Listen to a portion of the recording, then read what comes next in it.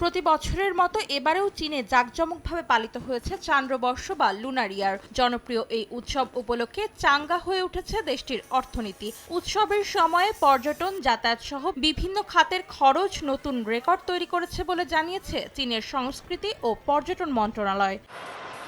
বুধবার মন্ত্রণালয় প্রকাশিত তথ্য অনুযায়ী ৮ দিনের ছুটিতে ভ্রমণের উদ্দেশ্যে ৫০ কোটির বেশি যাত্রা সম্পন্ন হয়েছে, যা গেল বছরের তুলনায় প্রায় ৬% বেশি। পর্যটন বাবদ সাধারণ মানুষ খরচ করেছে $৯,৩০০ কোটি, যা বছর ব্যবধানে ৭% বেশি। বেড়েছে বিদেশি পর্যটকের সংখ্যাও। প্রতিদিন গড়ে ১৭,৯৫,০০০ বিদেশি তাদের যাত্রা সম্পন্ন করেছে, যা গত বছরের তুলনায় প্রায় ২৩% বেশি।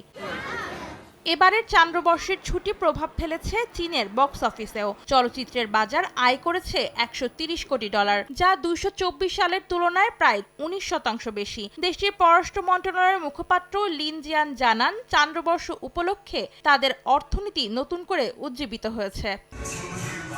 অন্তরা সেন, সময় সংবাদ।